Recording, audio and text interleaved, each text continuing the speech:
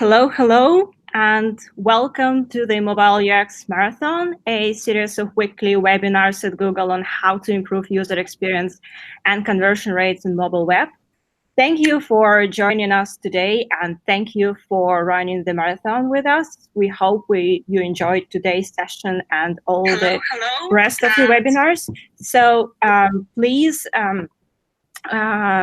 while you are watching this webinar, ask your questions in the live chat. You can say now hello in the live chat. You can also tell us where you're joining from.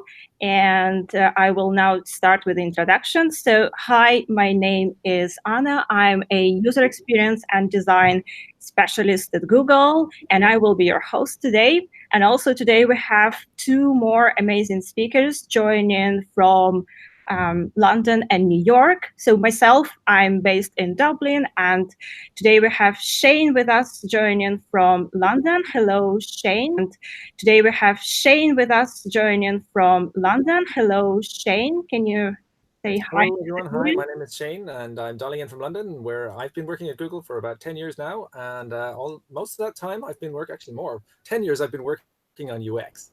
So I'm really looking forward to talking with you all here today. Thank you, Shane. And the next speaker that we're going to introduce is Jamal. You may already know him from the pre-recorded videos that you watched before the first live stream. Hello, Jamal. Hello, New York. Hello, thanks, Anna. Hi, everyone. Thanks for joining us today. My name is Jamal, and I'm working as Global Product Lead on mobile web, mainly focused on UX topic and AMP. So I'm with Google since 2010. I'm very, very excited to join such discussions always. So looking forward to the discussion today. And thanks, Anna, for the session. Thanks, Anna, for the session. Thanks so much, Jamal. So now we're going to proceed to the content. And again, today is the first webinar. It's the introduction to the Mobile UX Marathon. And we're going to start from the marathon program and rules. So just to remind you how we are running the marathon with you and how you can engage with us. Also, Jamal is going to present a recap of his video, Why UX Beyond the Click, in case you didn't have a chance to watch it before the live stream. And then we're going to cover some few important things on why mobile is really important, but also we'll try to step into your own shoes, into and understand why companies your own shoes into and understand why companies are really struggling with excellence in the mobile web and how you can tackle that. So, and this content will hopefully take 30 minutes, and then the rest of the webinar, the other half of the webinar, we hope to devote to Q&A. We have really good questions submitted from you, and we will also take questions coming from the live chat. So please do submit those questions while you're listening to our speakers. And on this note, I'm just going to briefly again introduce you to the marathon. Welcome. This is our first live stream. And as you know, the marathon is going to be on for the next 6 weeks, as you can see on the next slide. It's a long distance run, so we hope you're going to run it with us. And yeah, it's a marathon for us as well. So every week we're going to discuss a different topic, and we're going to have different experts joining the live streams. Live streams are going to happen in 4 different time zones, 4 different regions. You can join either one of them or all of them. Really, the marathon is open to everyone, and you will be able to watch the recordings later. So this is our preliminary agenda. As you already saw on the website, you can watch the pre-recorded videos as a homework. Then you can submit your questions to us. You can do that either on the Mobile UX Marathon website, or you can do it in the weekly email communication that you receive from us. We are sending some the forms through that one as well. And then you join the live stream to get your answers. And we are trying to, again, collect the questions from you in advance to understand what are the key interests on your side, where that really helps us to shape the content, and interests on your side, where that really helps us to shape the content and address all your questions. So please submit to us questions maybe by before Monday each week. Every Monday we're reviewing them. So a few more things before we go on. Please use MUX Marathon hashtag for anything that you post about us on social media. That really helps us to see what the world is saying about us, your feedback. And yeah, we will do our best to answer as many questions as possible during the live stream. But since, again, this is the very first time we are running the marathon, it's really, difficult for us to understand how many questions we're going to have in the live stream. So that's why we asked you to pre-submit them all before.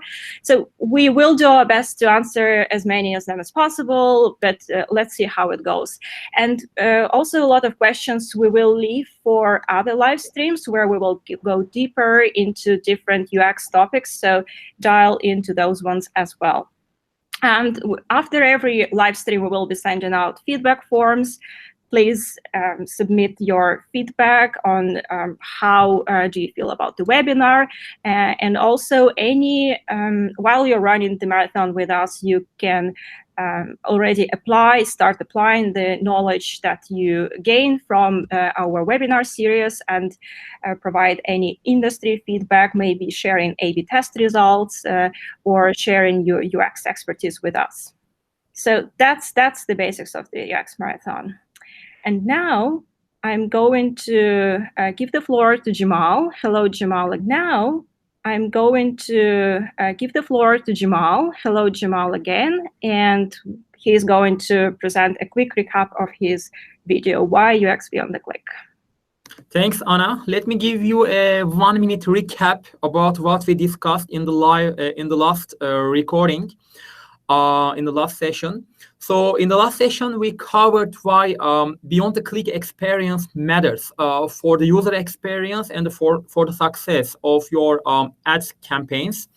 So we said that the web is the only platform that reaches all of your users. And that's why it is very, very important to invest into this platform to ensure your website works across all screens and different screen sizes. And user experience is expected to be consistent among different screens. We also mentioned that your ads are only as effective as the mobile site that they direct traffic to. That is very important. So once we have made great ads or spent time on the right targeting, for example, it is not enough to stop there. We need to ensure that the post-click or post-tap experience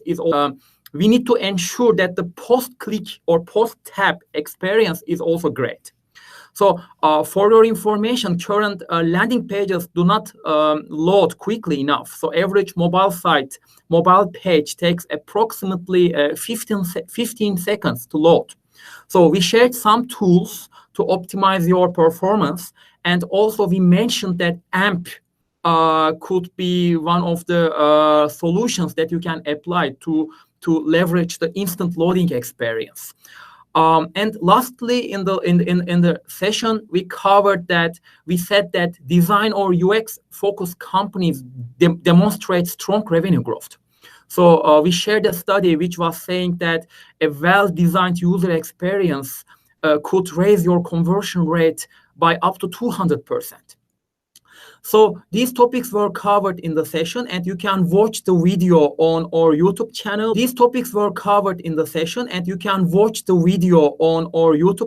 Or on the project website.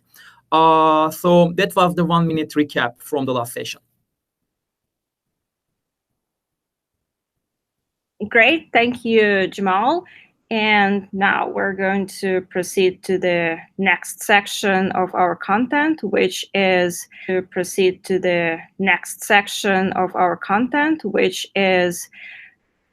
Shane's part. Hello, Shane. Hello, Anna.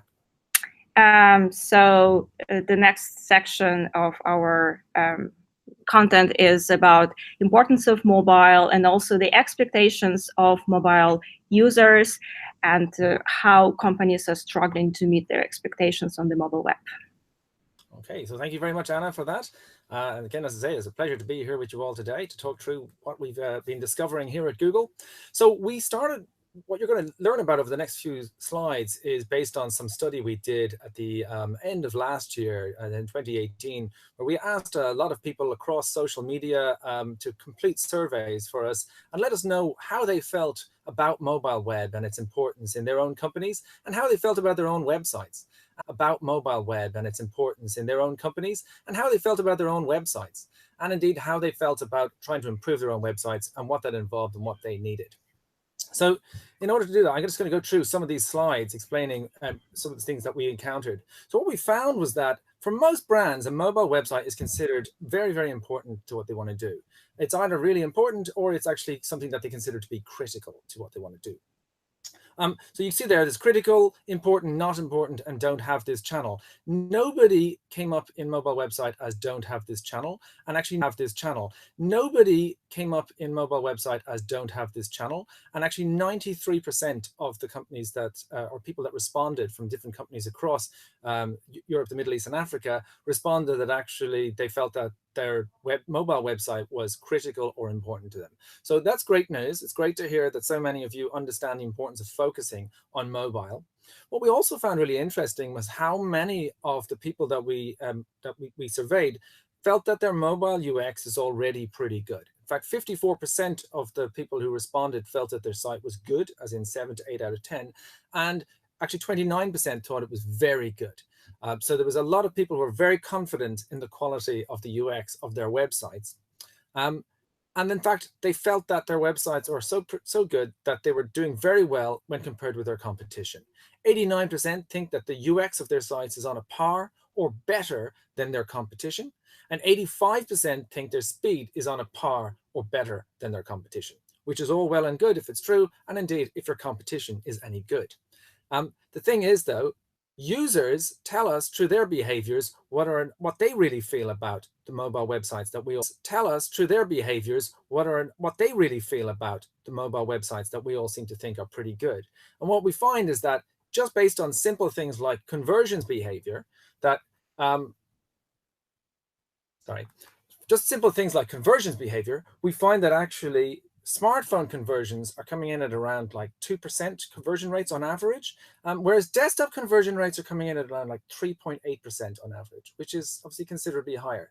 Now, obviously, a part of that is to do with traffic behaviors, and sometimes you'll have a lot of traffic coming in on mobile, and while you still have a lot of conversions happening on mobile, because of all of that traffic, it's dragging down your conversion rates. What we're also conversions happening on mobile, because of all of that traffic, it's dragging down your conversion rates.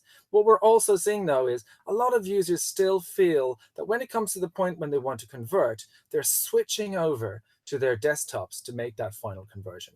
And that's why those desktop conversion rates can seem really high, because while they don't necessarily have so much traffic, because the research is happening maybe on mobile, people are coming in on desktop to convert, and that's giving them those really high conversion rates on desktop. In a world where so many people are on mobile, and when they are mobile, that we don't want them to feel that delayed need to go to desktop, we do need to make sure that we're presenting really great experiences for them. One of the reasons why we find that actually people tend to go back to desktop is it feels like an awful lot of the time the UX on mobile has been designed for desktop and then ported back over to mobile in order to make it easier for companies to do things. Now, while responsive web is definitely something Google recommends, we would generally recommend that you start with a mobile device and respond up. Google recommends. We would generally recommend that you start with a mobile device and respond up into desktop, rather than starting with a desktop type and trying to squeeze everything down into a mobile device, because that obviously will prevent a much better experience for the user. An example of how to think about this, by the way, is if you're moving house. If you're moving from a big house into a small house, what you end up having to do is throw away a lot of your stuff because there's no space. Whereas if you're moving from a small house to a big house, you can actually spread your stuff out and think about adding other things in when you've got that space. So that's why we recommend that you start with a mobile device and then respond up into desktop. Now, what we've also found then is that users will basically vote with their feet or with their fingers in this case, and that they will go somewhere else if they feel like the experience that they're getting on the mobile device is not actually that good. In fact, 65% of consumers said that they would switch from a poorly designed mobile site to one that makes purchasing easy.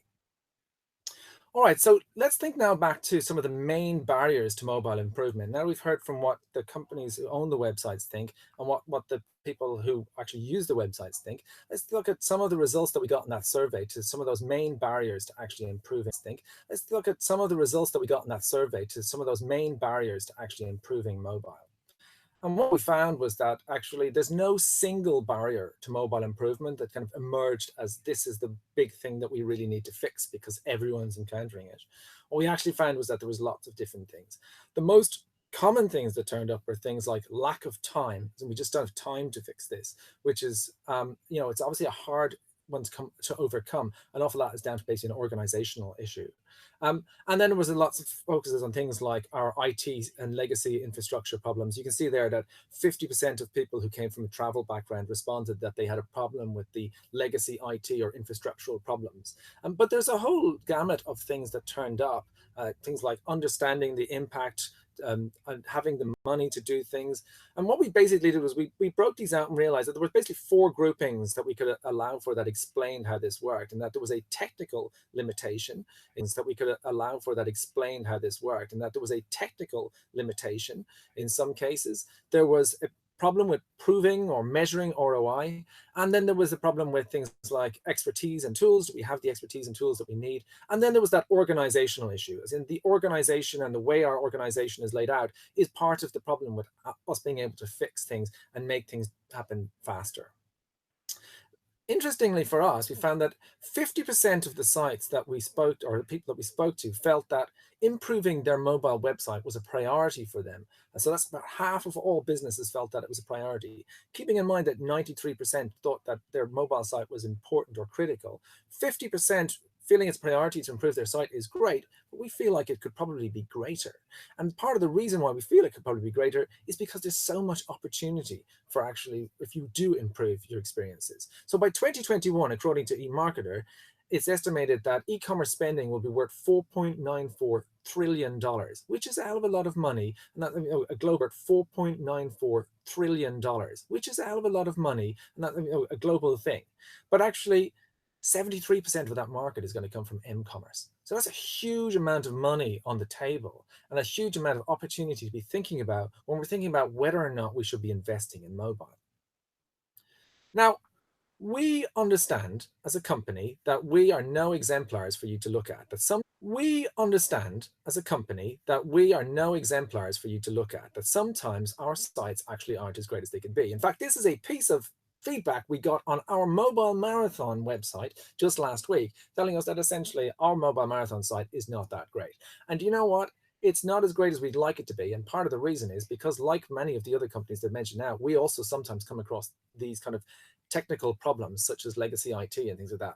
In this case, it's actually the content management system this website is built against is limiting our ability to be as great as possible. But we didn't want to, end it on a dull note. So what we have done actually in the meantime, or in the last few months, what we've been working on is we've been building a whole new content management system at Google. And the content management system is slowly rolling out to some other sites. And here's an example of a website that is actually recently rolled out that is using this new content management system and has given us so much more flexibility. So sometimes when we come across these really big infrastructural problems, we just need to fix those problems. And that particular website that you're looking at, we'll talk about it a bit later on, and it'll be coming up again in the next episode of this, which is it's actually a website that's all about who does a really great job of making their mobile experiences for speed and for UX. So yeah, new content management system to make that work. So what can we do about barriers to mobile? What are the things that we can cover? And this essentially what I'm going to introduce you through here is some of the areas that we're going to be covering in the following episodes of this mobile UX marathon. So obviously one of the easier things is we want to look into the numbers UX marathon. So obviously one of the easier things is we want to look into the numbers. We have an awful lot of statistics, data, we've got our analytics, we've got all of our different tools that exist out there. All of these things are out there, and what we want to do is to help you to really use those things. So one example of this would be the test my site. So you can find that if you just Google test my site, you'll find that at the top of your results. And if you go into Google test my site, you'll actually be able to put in your URL for your website, and it'll give you lots of information about how good your website is or how much opportunity there is. We don't like to think about any website as being bad. We like to think of it as having lots of opportunity to be better. And so in this situation, what we'd be saying is go into test my site and find out how much opportunity there is for you. And inside in that, once you've found the data for your site, you'll also find that we have a speed impact calculator inside in that tool, inside in your results. It'll have the recording of the average loading inside in that tool, inside in your results. It'll have the recording of the average loading time of your site in 4G and 3G, and you'll actually be able to put in your own details about things like your average monthly visitors and your average order values and your conversion rates, and it'll be about things like your average monthly visitors and your average order values and your conversion rates, and it'll be able to tell you how much additional revenue you could have if you were to make your site faster, and at what point that revenue comes in. So that's a really great thing, the impact calculator. It's a tool provided by Google to help you to understand why you should focus more on making your site faster. What you essentially want to be trying to do is working out what is the annualized or monthly or whatever it is, how you record things, revenue opportunity that comes from improving your mobile conversion rate. So how much money can mobile optimization bring? You can bring things like that speed impact calculator to help you with speed, but you can also work out in terms of, look, this is my current conversion rate. If I could increase my conversion rate by that much, how much annualized revenue could I expect to have as a result of doing that? And that can help you to work out, is it really worth me investing in creating a better website? So even something as simple as a 5% increase, depending on the amount of traffic you're bringing in, the amount of revenue that you get, can have a really big impact in terms of your annualized revenue and really help you to make the justification for, we do need to put money into this and time into this because it's actually worth the return. Where does this drop off happen? Of course, that's the other thing. We can see that from looking into our analytics data. This is an example from Google Analytics, but it doesn't have to be from Google Analytics. This is an example from Google Analytics, but it doesn't have to be from Google Analytics.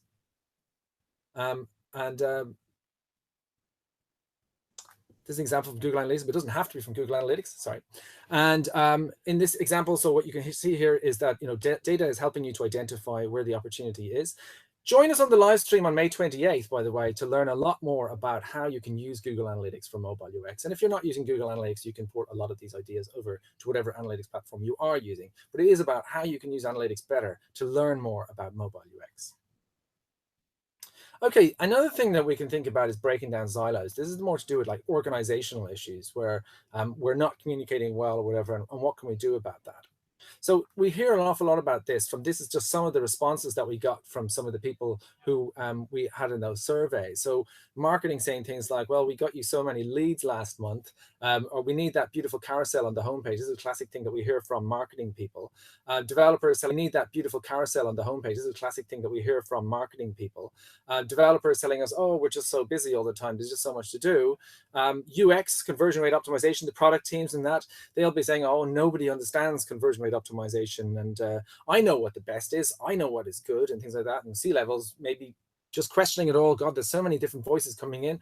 What can we really prioritize on? And it feels almost like we're all fighting at cross purposes. We're not really communicating with each other. We're so completely focused on what we're doing ourselves. And so basically we all have different priorities and we're not coming together. And that's basically what it means when we've got that siloed situation, where we've got all of these different parts of the company who are thinking in their own way about their own things and what's important to them.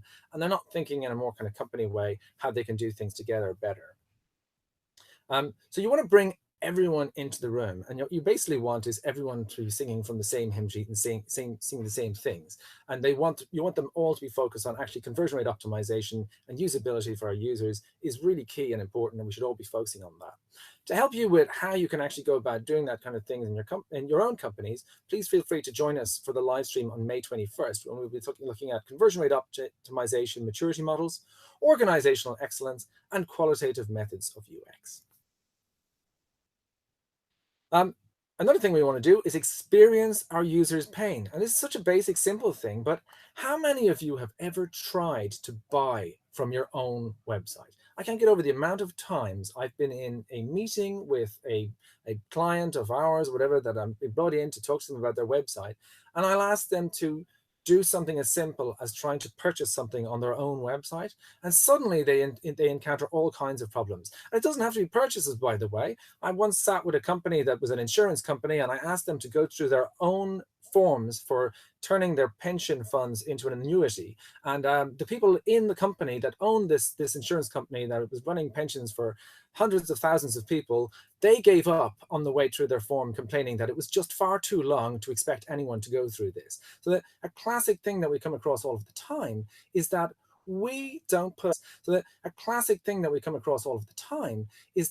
we don't put ourselves into the shoes of our own users. We don't actually go through a process of buying from our own sites. And we also tend to assume that our website is really, really fast because we're constantly going back to it inside on our desktop computer or whatever, and it's caching lots of content. But actually for a new user coming in for the first time, it's nowhere near so fast. So we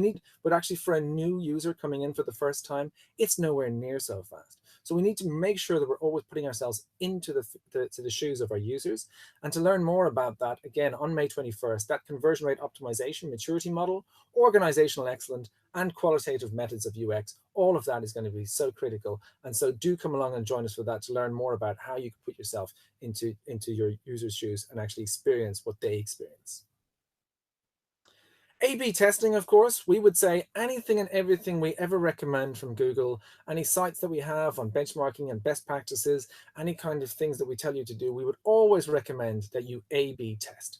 And so setting up that process, getting the expertise for constant A/B testing, do join us for the live stream on June 4th, where we'll actually be going into that, how to do an evolutionary site redesign, so that we're constantly testing. And we can use Google Optimize as an example, but whatever A/B testing tools you're using, how to do A/B testing in that evolutionary site way, so that you're constantly improving your site and not doing these A/B testing in that evolutionary site way, so that you're constantly improving your site and not doing these really big gaps. Or, you know, this business of, well, we've launched our website now, so we're not going to make any changes to it until we do the next big improvement. We want to be constantly improving, constantly responding to our users' experiences, constantly responding to our users' feedback, testing and improving all of the time. So join us on June 4th for that particular episode when we're going to be talking about A/B testing and Google Optimize.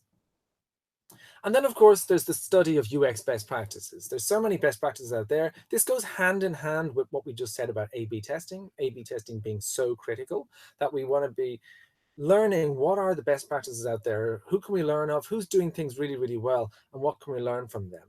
And so what we would recommend is that, you know, you come along on May 14th, which is actually next week, where we're going to be talking about UX best practices on mobile. And we'll be looking at some of the things that we already have in existence that are out there. And feel free to go ahead and look at some of these things in advance. So there's the Masters of Mobile website, which I referred to before, where you can go in to learn about who actually have the best websites as per those best practices across EMEA, and indeed also in Asia Pacific, where we've also done those studies, and individual countries within them.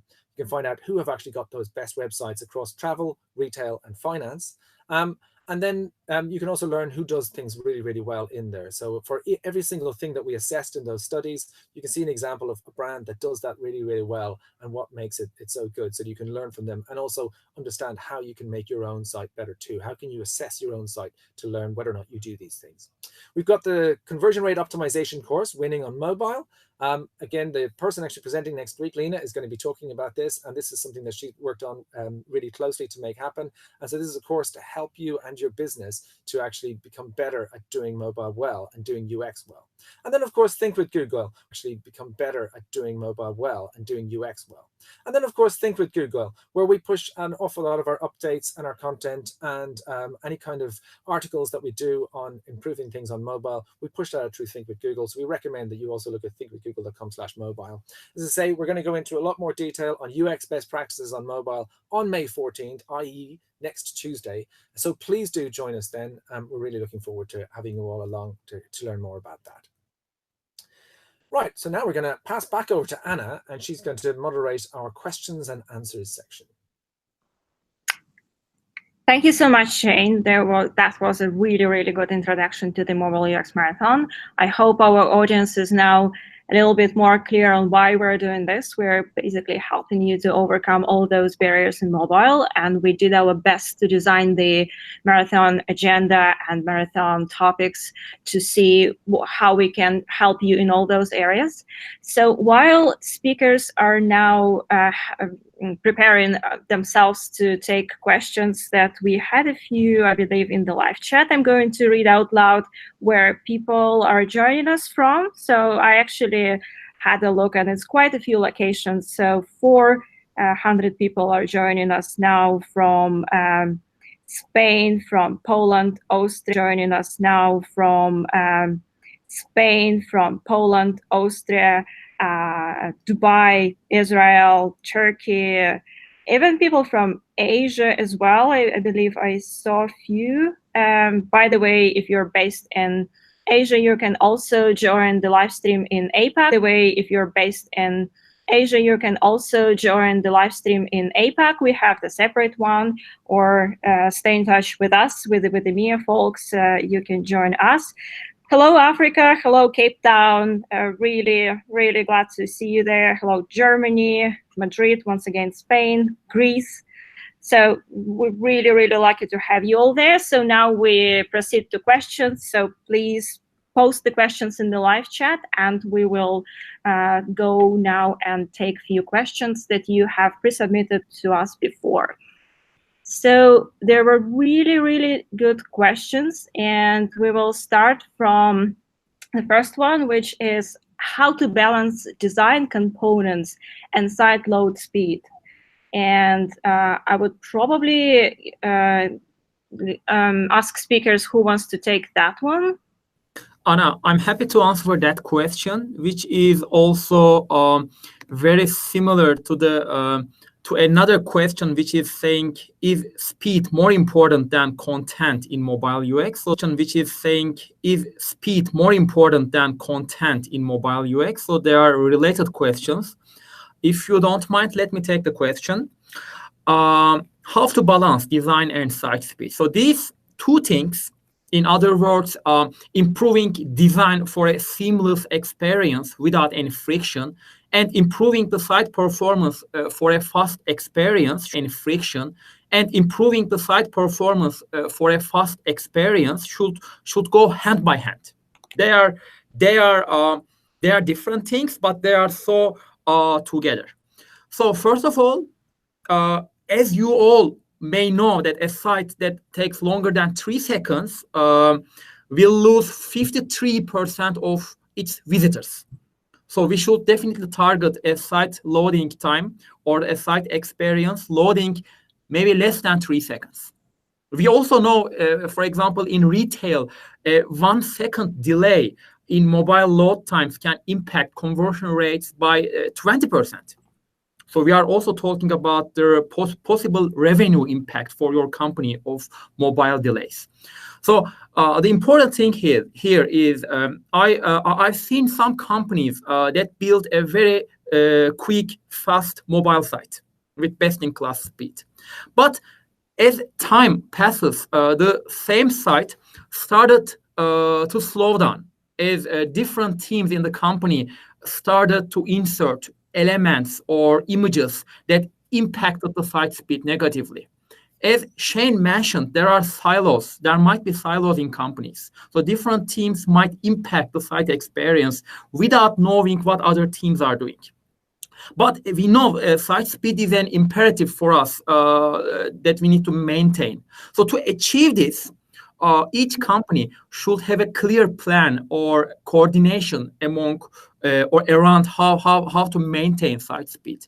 And we recommend something around how to maintain site speed. And we recommend something here. The effective way to manage the maintenance of site speed and to ensure that speed remains as a priority in your company, you can have a speed budget in your organization. So it is very simple. It is simple as drawing a line that everybody in your company agrees with, and so you can prevent any team making changes on your site that will slow down the experience. So you define a threshold, and everyone will agree with that. Another thing you can do is just considering the AMP experience, because AMP is a framework. AMP is a way to build your site, which is ensuring instant loading experience. So you don't need to think about the site speed if you have a valid AMP page. On the other hand, as Shane also mentioned, that A/B testing and continuously improving the design should happen in parallel. So each day, each moment, you should think about a different improvement idea for your A/B test framework and test it. It may be a different color, maybe a different button size, and maybe different value proposition on your site. So these two things are separate but very related to each other, and I recommend you to prioritize them equally as parallel but interdependent efforts as well. Great, thank you so much, Jamal. And so what is also, can I ask you, what is your take on the importance of speed? And like another question that we received from the audience pre-submitted before is that, is it more important than context when you speak about mobile UX in general?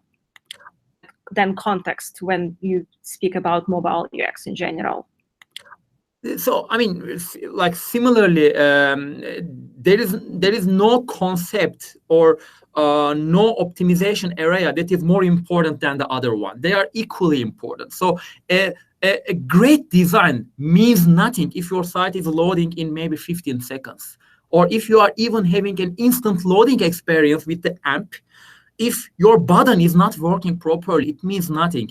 So they are equally important. What I'm trying to say is you should define KPIs or different targets in your company to optimize both of them at the same time. So in my experience, I could say both of them are two highest priorities in companies when it comes to improving conversion rates, and they should be of equal importance. Okay, thank you so much, Jamal. So now let's maybe take a few questions from the live chat. And I actually saw one question on AMP, and since Jamal has already mentioned AMP, I think it makes sense to take that one. So it's a question from Ukraine. So what influence AMP pages make into mobile UX optimization? I guess it's a general question about how AMP can improve mobile UX, how the modern web technology can be leveraged to improve speed and UX. So that we will talk a lot about this in our last webinar, which is on how you can improve UX with progressive web technologies. But I would like to ask our speakers today, Shane and Jamal, if you have any take on that. I can give a very quick answer and give the word to Shane if he has any comment here. It depends on how we define UX. For me, the UX or user here, it depends on how we define UX. For me, the UX or user experience consists of a speedy site, like a speed component and design component. AMP mainly helps with the speed component because it is a framework. It is a way to build your site, which is making or ensuring that the site is loading super quick. Because Google or other distribution platforms usually cache the experience, and the site is loading almost instantly. On the other hand, when you are optimizing your site experience, leveraging the AMP technology,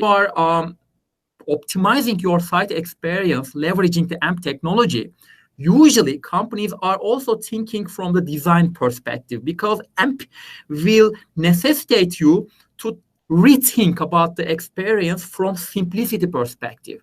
And in upcoming sessions or live streams, we will also cover why simplicity matters for UX, why obvious matters for the UX. So what I'm trying to say is when you are improving your experience by implementing the AMP technology, usually companies are also optimizing their design at the same time, which is bringing us to the previous question. They go hand by hand. So that's my short answer.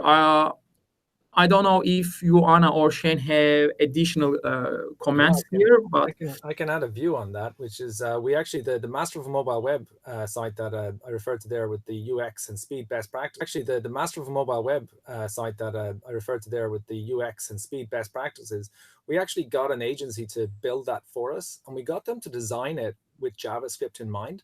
And so they designed it believing they were going to build that website in Angular, and only when the whole thing was designed and we gone through all of the review Angular, and only when the whole thing was designed and we gone through all of the reviews and checking it with people and all of the rest, and we were ready to build, then we told them, actually, you need to build this website in AMP. And but we want exactly the same designs to come out in AMP. We don't want to see any compromises in terms of the user experience and quality. And they were able to do it. In fact, they were able to do it in 1/3 less time than it normally takes them to build a website. So it's not just about the speed savings in terms of the site being faster, but also in terms of development. The constraint, it actually becomes the positive for you. In their case, they found the constraint, it actually becomes the positive for you. In their case, they found that not having a million ways to do things actually meant that they didn't spend nearly as much time debating the way to do things. And they just spent more time focusing on, this is the component, it works, let's make it work. And there's no reason why our website can't look as beautiful and work as efficiently in AMP as building it in JavaScript. So what I would say actually is AMP works really well with UX. It doesn't necessarily result in a compromise in user experience. And as Jamal has said before, speed is an element of user experience. And so it's not really to be considered as two completely separate bodies. Having a great, fast experience is really important. The experience being great is the same. One way to think about this is think of it like your parents. You love both of them with 100% of your heart. And so you need to have, it's not like you love one of them 50% and the other one 50%. You love them both 100%. So when you're thinking about UX and speed, think about it like your parents and give both of them 100%. I love this. Thanks, Shane. Yeah, okay, thank you, guys. And now we go back to the questions that you have pre-submitted to us before. So one question that we really, really liked and we decided that we want to discuss this at the live stream. So the site is usually designed for desktops and not for mobile. And then the front-end developer transmits them to responsive site. So how can designer consider the balance between the two? I'm happy to take this one. So, I mean, I already kind of covered it when we talked about that, how users can feel that they're getting experiences that were designed with desktop in mind. They were designed for people who have a mouse that has got those really high accuracy levels. And they were designed for people who've got these really, really big screens. And then they got squished down into touch-oriented, smaller interfaces. And so down into touch-oriented, smaller interfaces. And so, look, a basic, straightforward, simple thing you can do is you can look at your analytics and see what percentage of your traffic is coming in on the different devices. And it's very unusual in this day and age to encounter a brand that's not seeing more than 50% of their users coming in on mobile. And so why would you be designing the experience for the device that's getting a lower percentage of the traffic? And even if you have got like a high percentage of your traffic coming in on desktop, given that desktop does have all of these luxuries over mobile, the best thing you can do is to actually think about mobile first and then orient back up towards desktop. But there's obviously a degree of things that you can think about for both of them. So it's not like designing for mobile means making compromises for desktop. Actually, an awful lot of the time, designing for mobile will be just as good on desktop, and even sometimes even better. So examples of this would be things like padding. So you've got a checkbox or something like that you need a person to click on. And if you design it with desktop in mind, then you'll have a checkbox that a person has to literally get into the checkbox in order to get it to check, because they've got a mouse, which is a very accurate thing. Whereas when they're on mobile and they're holding their phone in one hand and they're using their thumb to try and stretch across the screen to tap this one tiny little point, it's much harder to do. With padding, what you simply do is you mean that if a person even clicks the words that are next to the box, then that's still considered to be trying to reach the box, and it causes the box to be ticked. And it doesn't have any negative impact for desktop to have that focus. In fact, I've almost never in my career, and I've been doing this for a very long time, and I've almost never in my career come across anything that could be done well on mobile that would now be a problem for desktop.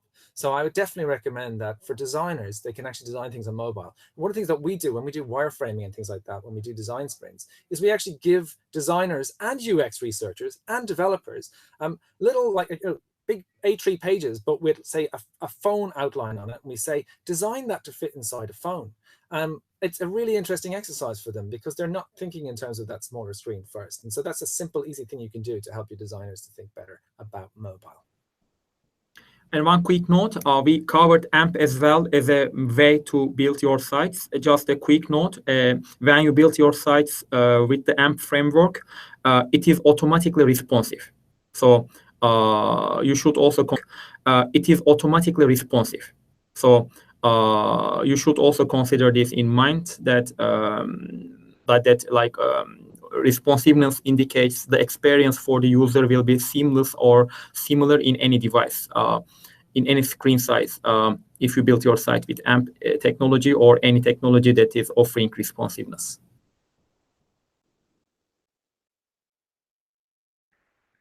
Great, thank you, Jamal. Thank you, Shane.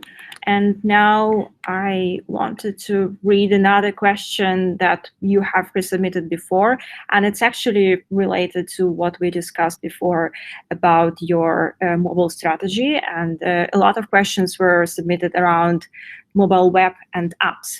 So one of them, I'm just going to read the exact quote. Is it okay when website trying to imitate the behavior of native app? Where should the line be drawn between them?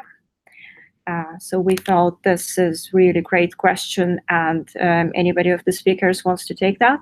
Yeah, I'm happy to take that one. So there's no line actually in this. I mean, it's going to be down to each individual company and what it is that you user experience, but we would definitely be recommending that users have really seamless experiences, because most users will actually move between devices and between platforms or channels over the course of a transaction, unless you've got the kind of business where people come in one time and they purchase everything right there on the spot and they go away. And by the way, I'd really like to know what that is and have that business. Most businesses will have users coming back and forth multiple times before they make purchases, and they will not always come in on the coming back and forth multiple times before they make purchases, and they will not always come in on the same channel or in through the same device. And so what you want to actually have is as seamless an experience as possible.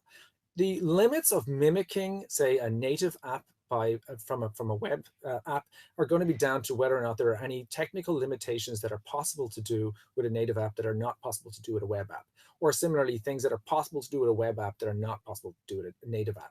So from that perspective, that's the only limitations that you need to be concerned with. But I can tell you certainly from personal experience and from lots of people that we've interviewed over the years with UX and that, it's really quite jilting for users when they move from one device to another or from one channel to another and find a very different experience.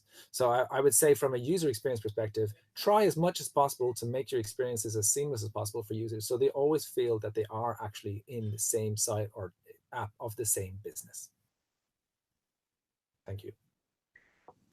Thank you so much, Shane, again. I can see there are a few burning questions in the live chat. So one is about the one-step checkout. So is it generally better than the several steps one on mobile? This is a great question, and I would probably keep the wide answer to the second live stream where we will be discussing UX best practice. The wide answer to the second live stream where we will be discussing UX best practices. But in general, I would say you should test that. And we saw really successful implementation examples for both for the one-step one and the multi-page checkout. Yeah, so it really depends on the industry. It really depends on how many steps there are, how you visually present that, how you communicate what exactly are the steps to the user, and how clearly basically you communicate the expectations of what is the process, what is the information required from them, and how easy it is, how quick it is to complete the form. And pay to the purchase. Yeah, so another question also on UX, and again, we will go a lot more deeper on the UX in the second live stream on UX best practices. Is there any universal UX formula that you can apply to every type of website? For example, for one e-commerce, another e-commerce, yeah. So again, maybe Jamal and Shane can think of their answers. I can say one from me. So we all know that it really takes milliseconds to influence the user that comes to our website for the first time, and it's really important what kind of content you put just above the fold. So before the user started to scroll down, what are the key elements that they see? And that there is a general universal rule that is relevant for all industries, that just above the fold you should always be aware of the three elements that you should have. There always have to be a clear and visible call to action. What do you want people to do? How do you want them to start exploring the content? There always have to be some good value proposition. What makes you stand out as a company? What people can do on your website?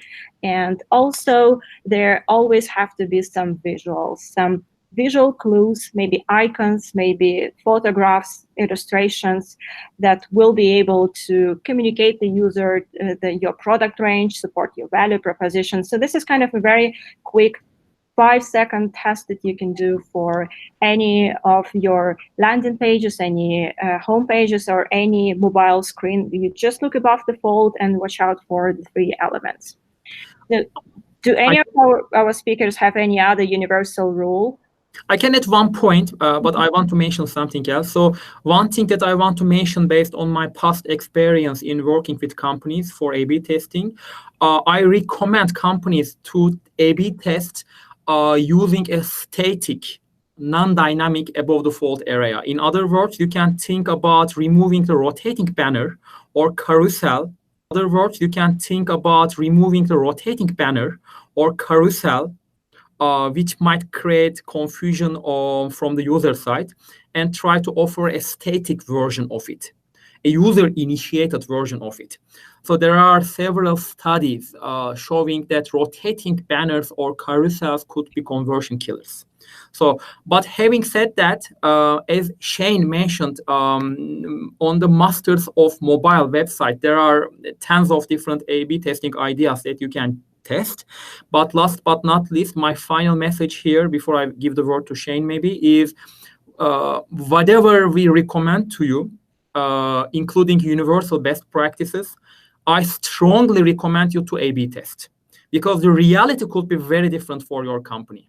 You could be part of 1% for which that reality might not be, or that universal best practice might not be a good, might not be, or that universal best practice might not be a good implementation. So do A/B testing for almost everything. That's my recommendation. Yeah, I think you guys have covered everything really well.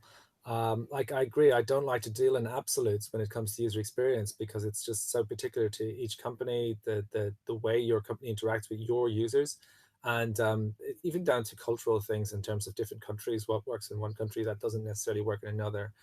With the Master of Mobile Web study that we did, we looked at 460 plus sites in EMEA, and we looked in, I think, 700 plus sites in APAC. And we did actually come up with best practices that we worked with usability companies to come up with a list of best practices. And we looked at things like the 25 principles of Jenny Gove in 2014 and that.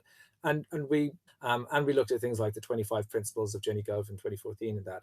And we came up with about 60 things that for travel and retail, and quite particular to each one, because like that, from each one vertical to another, there's quite a difference in what's to be considered best practice. Your travel user is going to have a very different use case to your retail use case. But even then, your travel airline booking is going to be very different to your travel accommodation booking. So it's very hard to deal in terms of absolutes. So we tried as much as possible to come up with those most universal things for the purposes of benchmarking. So like that, if you go into that website, you can see what all of those user experiences best practices were that we tested against, including speed. And you can see examples of who did them well and why they were done well. So that you can learn how you can actually test those things yourself. But like Jamal said, I can't emphasize enough, test them. You should definitely test them and see what really works for you, and then keep testing all of the time. Yeah, cannot agree anymore with both of you. Please also join our live streams on A/B testing, and where you will be able to learn how to do tests with Google Optimize, and also ask your questions on A/B testing in general. Do tests with Google Optimize, and also ask your questions on A/B testing in general. One of the questions in the chat that I would like to read, since we only have 9 minutes left, and I actually want to go back to speed because we will have plenty of time to discuss UX next time. So Merv is asking, how do we convince developers if the stakeholders believe speed is an important currency, but the developers would push the responsibility to network speed and not ensuring the website is optimized? So is it clear, the question? I can read it once again. Shane, Jamal? Yeah, sure. So it's how do we get developers to understand the importance of speed? Yeah, I can read it just once again. So how do we convince developers if the stakeholders believe it is an important currency, but developers would push the responsibility to network speed? Okay, so I mean, so what you're saying is that the people who make the decisions, who call the shots on things, they understand that speed is important and they really feel they should be focusing on speed. But the developers are suggesting that this is more something to do with the back end or something, or it's to do with the... Yeah, I think it's about They're that. actually probably suggesting, oh, it's down to the fact that people are coming in on slow connections and stuff. It's nothing to do with our website. So a really easy way to overcome that particular problem is to use a tool called webpagetest.org. And if you go into that, you can actually simulate different types of connection speeds and show what it's like for a first-time user, different types of connection speeds, and show what it's like for a first-time user or for a returning user coming into your site and experiencing it in those conditions and on those different speeds. When we actually did our benchmarking testing, we benchmarked everything from a Wi-Fi cable speed connection on the grounds that if you were slow on the fastest possible connection, you would only be progressively slower on every other connection thereafter. And what you need your developers to understand is that the experience for your slowest visiting customers is the one they have to optimize for the most, because improving those experiences will automatically improve all of the others. So you don't want to have your developers saying things like, it's okay, everyone's on 4G now, so we don't really need to worry about this because the network is sorting this problem for us. The network will never sort the problem for you if you're not taking responsibility for your performance budgets, as it were, and you'll come across those again. But I give you a great example of this that my father said to me when I was a late teenager, and he told me, that for any of you who've ever been promoted in your life, and you felt pretty amazing immediately after you got promoted because you suddenly had all of this additional money on top of what you had before. But after a very short time, you find yourself thinking, I really want to get promoted again because I've spent all of that money and I've earmarked it for other things, and now I want more money. As long as anyone believes that the network is the solution, market for other things, and now I want more money. As long as anyone believes that the network is the solution to their speed problems, they're going to run up against that problem because they're going to expand into the new network really, really quickly. They're going to get really, really sloppy about adding things onto the site whenever they want. And very quickly, they're going to say, man, when is 5G coming? Because we got so many problems. You don't solve your monetary problems by getting more money. You solve your monetary problems by being better at budgeting. And then when you get more money, it just means that you have more money, but you still got your budget. The same thing comes for your developers. It just means that you have more money, but you still got your budget. The same thing comes for your developers. If your developers think that the network speed is going to solve their problems, it's not.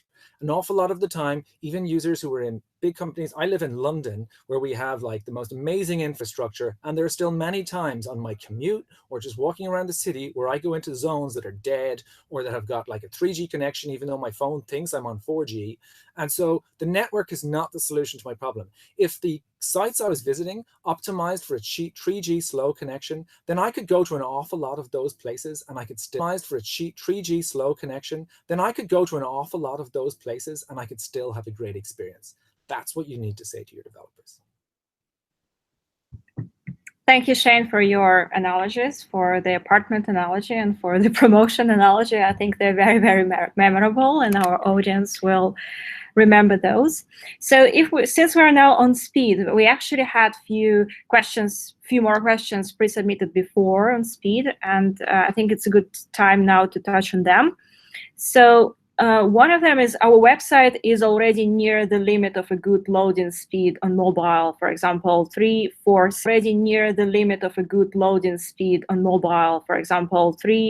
seconds, they say. So does it worth spending money and most importantly time in order to make it faster, or should we focus on the UX side of things? I would like your opinion. A very quick answer from my side. It depends. It depends on the UX piece, especially like what low-hanging fruits you have. Of course, for example, if your button is not working, and if your site speed is even like 1 second, you should, or even your site speed is 15 seconds, it doesn't matter. You should definitely focus on fixing that non-working button. It really depends on where the opportunity is. And so if you think that your site, your mobile experience necessitates investment to improve the design for a seamless experience, you should definitely focus on that. If you have limited budget, if you have limited resources, as I mentioned, sites loading longer than 3 seconds lose 53% of visitors. 3 seconds could be a target for you, but we definitely recommend you to optimize your site to instant loading experience, because there is the technology called AMP, and you can go beyond 3 seconds. But if you need a prioritization, that prioritization depends on your opportunity in the UX, or in other words, design part. I don't know how good or bad your experience is from the design perspective. So there is no single answer here, but ideal answer is prioritize them at the same time. They should go hand by hand. Great answer. And I would also add, just make sure that your 3 to 4 second great answer. And I would also add, just make sure that your 3 to 4 second load time is actually what your users are experiencing, and not just what you're experiencing when you load your site in your office, the site that you load many times. So again, go into that webpage test.org site and make sure that the 3 to 4 second load time experience is what your users are actually experiencing, particularly first-time users who will be the most likely to bounce, and are also the ones who get the slowest experience, because there's nothing caching onto their device already, and so they have to load every single thing. So make sure that you've got a really fast experience that for those people. But yeah, absolutely, it's really down to you understanding the value of what you need to improve the most, where you helping you to prioritize, understanding the value of what you need to improve the most, where you helping you to prioritize, and seeing whether or not there really is a revenue opportunity in something else more so than in speed at that time. Thank you so much. So since we have only 2 minutes left, I think we need to wrap up now. Thank you very much for all your questions. We took a note of all of them, and I can see there are a lot of really good questions on UX. Join our next live stream, which will be next week and devoted completely to mobile UX best practices. And we will be discussing local case studies from EMEA, and also address all your questions submitted before, and few of the ones that you submitted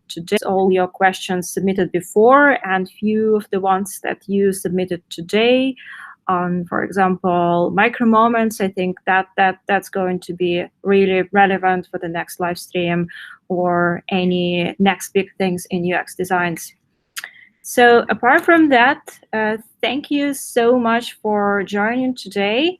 And if we go just to the last slide with our hashtag, Yeah, so that is the next question, mobile UX best practices. And please do use hashtag MUX, MUX Marathon for anything that you post on the social media about us. Please fill out feedback forms. We will be sending out feedback forms tomorrow just to make sure all live streams in all 4 time zones are completed. And then we will be asking your feedback, your opinion, what did you like about the webinars, and what you want to be included going onwards. So thank you so much. I would like to thank our amazing speakers again. Thank you, Shane. Thank you, Jamal. And I will see you next week in the EMEA live stream on mobile UX best practices. Thank you. Thank you. Bye-bye.